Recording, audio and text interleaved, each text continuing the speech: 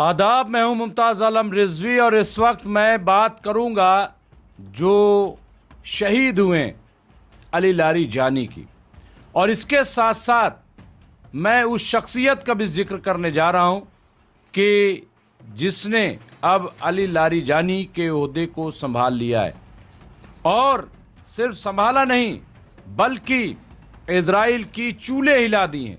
पूरी रात इजराइल पे हमला किया गया है। तो आखिर ये शख्सियत है कौन, इसके बारे में जानना बहुत ज़रूरी है, क्योंकि ऐसा कहा जा रहा है कि ये अली लारी जानी से ज़्यादा ख़तरनाक हैं और ये अब इजराइल पर कोई बड़ा फ़ैसला ले सकते हैं। यानी अभी तक जो हुआ है वो कोई बहुत बड़ा फ़ैसला नहीं था, लेकिन अब बड़ा फ़ैसला लिया जा सकता है, ऐसा कहा जा रहा है। यहाँ देखिए, इजरायली हमले में ईरान की सलामती काउंसिल के सरबराह अली लारी जानी की हलाकत के बाद सईद जलीली को सलामती काउंसिल की कमान सौंपी गई है। इनका नाम है सईद जलीली।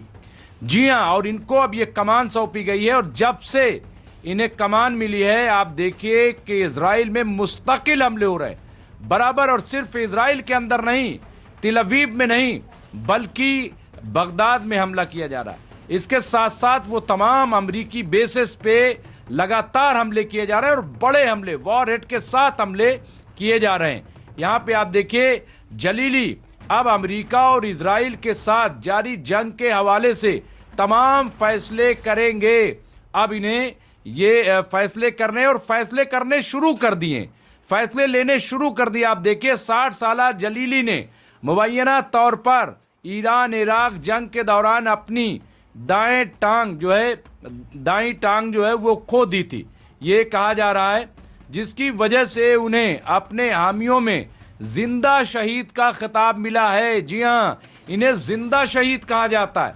सोचिए ज़रा से कि ये इनको जिंदगी में ही शहीद का खिताब मिला है, जिंदा शहीद। जी हाँ, ये इन्हें कहा जाता है।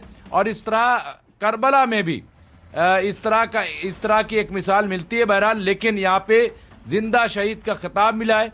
ख्याल किया जा रहा है कि सईद इजराइल के हवाले से अहम फैसले करने में कामयाब हो सकते हैं, यानी अहम फैसला करने में इन्हें कामयाबी मिलेगी, क्योंकि ये बड़े सख्त हैं। यानी अली लारी जानी अगर देखा जाए तो वो थोड़ा नरम मिजाज, लेकिन ये बहुत ही सख्त मिजाज हैं और ये बड़े फैसले ले सकते हैं। ईरान के सिक्योरिटी चीफ अली लारी जानी इजरायली हमले में मारे गए हैं, वो शहीद कर दिए गए। उनकी मौत का ऐलान मंगल को इजरायली वजारत दिफा ने किया था। हालांकि ईरान ने रात को इसकी तस्दीक की थी, यानी पहले से नहीं बताया गया। लारी जानी आयतुल्लाह अली खामनाई के मुशीर भी रह चुके हैं। खबर रसां इदारों ने इत्तला दी है कि 67 ईयर ओल्ड यानी 67 साला अली लारी जानी तेहरान के मज़ाफ़ात में अपनी बेटी की इयादत के दौरान हलाक हो गए। वो अपनी बेटी की इयादत करने गए थे और उसी दौरान उन पे ये हमला किया गया है। बताया ये जा रहा है कि उनके बेटे को भी शहीद कर दिया गया, उनके बेटे को भी मार दिया गया है। ईरान ने मंगल की रात देर गए लारी जानी की मौत की तस्दीक की और नए सिक्योरिटी चीफ सईद जलीली का ऐलान भी कर दिया। यानी आप देखिए कि ईरान किस तरह की तरतीब किए हुए, एक के बाद एक। और मुझे तो वो वाक़े करबला याद आता है वाक़े करबला के जब हज़रत इमाम हुसैन एक के बाद एक अपने रुफ़का को, अपने चाहने वालों को, अपने दोस्तों को और फिर बनी हाशिम के जो बच्चे थे, जवान थे, उनको एक एक करके किस तरह से रुखसत कर रहे थे और सब जामे शहादत नोश फरमा रहे थे। उसी तरह का वाक़या यहाँ पे लग रहा है कि जैसे ईरान, इस्लाम और इंसानियत, तीन आप देखिए, ईरान, इस्लाम और इंसानियत, ये आप देख रहे हैं तीनों तरतीब। ईरान, समझ रहे हैं, ईरान, और इसके साथ साथ आप देखिए इस्लाम और इंसानियत, तीनों के लिए ये लोग अपनी कुर्बानियां पेश कर रहे हैं। फौज की कमान संभालने के बाद सईद जलीली ने इजराइल के तिल अबीब समेत कई शहरों पर बैक वक्त बड़े हमले शुरू कर दिए हैं। तो ये आप देखिए यहाँ पे बिल्कुल साफ सी तस्वीर सामने आ रही है। तो ये और बड़ा भारी नुकसान इजराइल के अंदर बताया जा रहा है। अब ये भी खबर आ रही है कि इजराइल के वजीर आजम बेंजामिन नेतन्याहू की मौत के बाद वहाँ नए वजीर आजम के इंतखाब की भी तैयारी चल रही कि कौन जिम्मेदारी संभालेगा। हालांकि अभी तक इजराइल ने कंफर्म नहीं किया, बल्कि हद तो ये है कि अभी भी उन्हीं के ट्विटर अकाउंट से ट्वीट भी जारी हो रहा है। 4 वीडियोस जो आए हैं वो फेक हैं, AI डीप जो है डीप फेक के तौर पे उसे देखा जा रहा है। अब यहाँ पे एक और उसी से जुड़ी हुई खबर कि 1965 में शुमाल मशरकी ईरान के एक मजहबी मरकज मशहद में पैदा होने वाले जलीली का ताल्लुक एक आजिज ख़ानदानी पस मंज़र से है। इनके वालिद एक स्कूल के प्रिंसिपल और फ्रांसीसी ज़बान के उस्ताद थे, जबकि इनकी वालदा आज़री निजाद हैं। 60 साला जलीली ने सदर महमूद अहमदी निजाद के दौर में 2007 से 2013 तक ईरान के चीफ जौहरी मुज़ाकरात कार के तौर पर बैनुल अक़वामी सतह पर अहम किरदार अदा कर चुके हैं। तो ये आप देखिए कि ये शख्सियत कोई मामूली शख्सियत नहीं है। अभी और बहुत सारी खूबियाँ यहाँ पे नज़र आएंगी, आपको दिखाई देगा। उन्होंने मुबैना तौर पर ईरान के जौहरी प्रोग्राम के दौरान मगरबी ताकतों के साथ मुज़ाकरात की क़यादत की है। वो वज़ारत ख़ारजा में मुख्तलिफ़ ओहदों पर फायद रहे हैं, यानी विदेश मंत्रालय में वो मुख्तलिफ़ ओहदों पर अपनी खिदमात अंजाम दे चुके हैं। यहाँ पे आप देखिए सरकारी मुलाजमत में शामिल होने से पहले उन्होंने एकेडमिया में अपना कैरियर बनाया, डॉक्टरेट की डिग्री हासिल की और यूनिवर्सिटी में पढ़ाया भी, यानी तदरीस का काम भी उन्होंने किया, टीचिंग का काम किया। बाद अदा उन्होंने ईरान की वज़ारत ख़ारजा में शमूलियत इख्तियार की, जहाँ वो मुख्तलिफ़ ओहदों पर फायद रहे। इसके बाद उन्होंने सुप्रीम नेशनल सिक्योरिटी काउंसिल का रुख किया।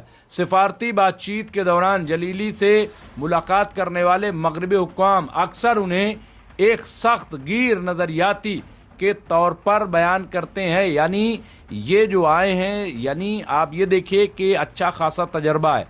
7 साल उम्र कम है। जो अली लारीजानी थे वो 67 ईयर के थे, लेकिन ये 60 के हैं। लेकिन ये सख्त गिर नज़रियात रखते हैं। आप देखिए कि ईरान के पास कैसे कैसे नगीने हैं, कैसे कैसे चेहरे हैं और कैसे रुपोश शख्सियात हैं जो अब सामने आ रहे हैं। मौजूदा यहाँ पे बताया जाए सेंट्रल इंटेलिजेंस एजेंसी CIA के डायरेक्टर विलियम ब्रन्स ने एक बार उन्हें ईरानी इंकलाब का हकीकी पैरोकार कहा था।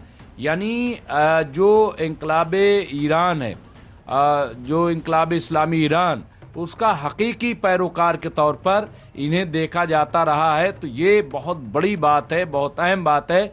और अब शायद दुनिया या अमेरिका और इजराइल इनके अमल को देखेगी। और जाहिर सी बात है कि अब आप कहेंगे साहब ये भी शहीद कर दिए जाएंगे, मार दिए जाएंगे। तो हमने अभी बताया कि करबला में किस तरह से एक के बाद एक लोग हज़रत इमाम हुसैन से रुखसत लेते थे और जामे शहादत नोश फरमाते थे। तो अगर यहाँ पर भी वो सिलसिला है तो कोई हैरत की बात नहीं है, क्योंकि ईरान के सामने करबला है और वो करबला वालों के नक्शे कदम पर चलने का अहद कर चुके हैं। तो इसलिए ये कोई हैरानी की बात नहीं है। रिपोर्ट देखिए 2013 का सदारती इंतखाब लड़ा, यानी आप देखिए कि वो शख्सियत हैं कि जिन्होंने 2013 में ईरान के जो सदारती इंतखाब जो होता है इंतखाबात, वो भी उसमें ये हिस्सा ले चुके हैं, ख़ुद जो है उम्मीदवार रह चुके हैं। तीसरे नंबर पर रहे और ये तीसरे नंबर पर आए थे। यानी इनको लोग जानते हैं, पहचानते हैं, इनकी खदमात से वाकिफ़ हैं। जलीली ने मुल्की सियासत में भी कदम रखा और 2013 में सदर के लिए इंतखाबात लड़ा। उन्हें बुनियाद परस्त आलिम मोहम्मद तकी मिसबा यज़दी ने हिमायत हासिल की, लेकिन तीसरे नंबर पर रहे। इस इंतखाबी नाकामी के बावजूद ईरान के क़दामत पसंद हलकों में इनका असर और रसूख बरकरार रहा। इनका नाम बार बार जानशीनी और आप देखिए तज़वीराती फैसला साजी से मुतालिक बहसों में आता है। यहाँ पे आप देखिए कि किस तरह से वहाँ पे इनका नाम, ऐसा नहीं है कि कोई जानता नहीं है। ख़ास तौर पर इन अदवार में जब ईरान का अमेरिका और इजराइल के साथ तनाव अपने उरूज पर होता है। लारिजानी की मौत की तस्दीक के बाद तजिया कारों का कहना है कि जलीली सलामती काउंसिल में उनके आर्जी या मुस्तकिल जानशीन के तौर पर उभर सकते हैं, कम अज़ कम इस वक्त तक जब तक मुश्तबा खामनाई नए नुमाइंदों का तकर्रुर नहीं करते। ईरानी फ़ौज ने सुप्रीम नेशनल सिक्योरिटी काउंसिल के सेक्रेटरी अली लारिजानी के कत्ल पर शदीद रद्द अमल का इजहार किया है। ईरानी फ़ौज ने कहा है कि लारिजानी की मौत को फरामोश नहीं किया जाएगा और उनके कत्ल का बदला लिया जाएगा। अली लारिजानी मंगल को अमरीकी इजरायली हमले में मारे गए थे। इसके बाद ईरान ने इजरायली दारुल हुकूमत तिल अवीव और दीगर बड़े शहरों में बड़े पैमाने पर क्लस्टर बम से हमले शुरू कर दिए हैं। ईरान के आर्मी चीफ अमीर हातमी की जानिब से जारी करदा एक बयान में उन्होंने अली लारिजानी के कत्ल का फैसला कुन बदला लेने का अज़्म किया है, इजहार किया है। उन्होंने कहा कि ईरानी फ़ौज अपने शोहदा को याद रखेगी। अली लारिजानी और दीगर शोहदा की मौत का बदला हमलावरों से लिया जाएगा। ये इंतकाम ऐसा होगा कि वो अपने किए पर पछताने पर मजबूर हो जाएंगे। ईरान, अमेरिका और इजराइल को मुंह तोड़ जवाब दिया जाएगा या ईरान, अमेरिका और इजराइल को मुंह तोड़ जवाब देगा। हातमी ने अपने बयान में कहा कि सही वक्त और जगह पर अमेरिका और खूंखार सयूनी खान को फैसला कुन जवाब दिया जाएगा, जो दूसरों के लिए सबक का काम करेगा। हम अपने दुश्मनों को दिखाना चाहते हैं कि ईरान ऐसा मुल्क नहीं है जो इस तरह के हमलों से बुज़दिल हो या खौफजदा हो जाए। हम अपने दिफा के लिए भरपूर तरीके से लड़ते रहेंगे। ईरानी फ़ौज से अलग एक ताकतवर फौजी तंजीम पासदाराने इंकलाब IRGC ने भी लारिजानी की हलाकत पर सख्त रद्दअमल का ऐलान किया है। IRGC ने कहा कि लारिजानी की मौत के बाद उन्होंने वस्ती इजराइल पर मिसाइल और बम दागे, जिससे कई शहरों में बड़े पैमाने पर तबाही हुई है। जंग में क्लस्टर बमों का इस्तेमाल अब शुरू कर दिया गया है। ईरान ने बुध को तिल अवीव पर क्लस्टर वॉर हेड से लैस मिसाइलों से हमला किया है। इसे सिक्योरिटी चीफ अली लारिजानी के कत्ल का बदला करार दिया गया है। इजराइल ने कहा कि ईरान ने क्लस्टर वॉर हेड्स का इस्तेमाल किया है। ये वॉर हेड्स हवा में छोटे धमाके खेज मौत में टूटकर एक बड़े इलाके में फैल जाते हैं, जिससे बड़े पैमाने पर तबाही होती है।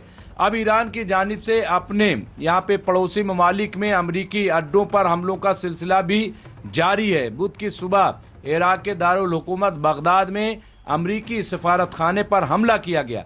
बगदाद में जंग शुरू होने के बाद से कई बार अमरीकी सफारत खानों और फौजी अड्डों को निशाना बनाया जा चुका है। मुत्तहिदा अरब अमारात, कतर और कुवैत में भी अमरीकी अड्डों पर हमले किए गए हैं। तो ये आप देखिए कि पूरी मुस्तैदी के साथ, पूरे इन्हमाक के साथ ईरान जो है वो हमले कर रहा है और तमाम बेसिस पे हमले कर रहा है जो अमरीकी हैं। इसके साथ साथ इजराइल पर भी हमला कर रहा है।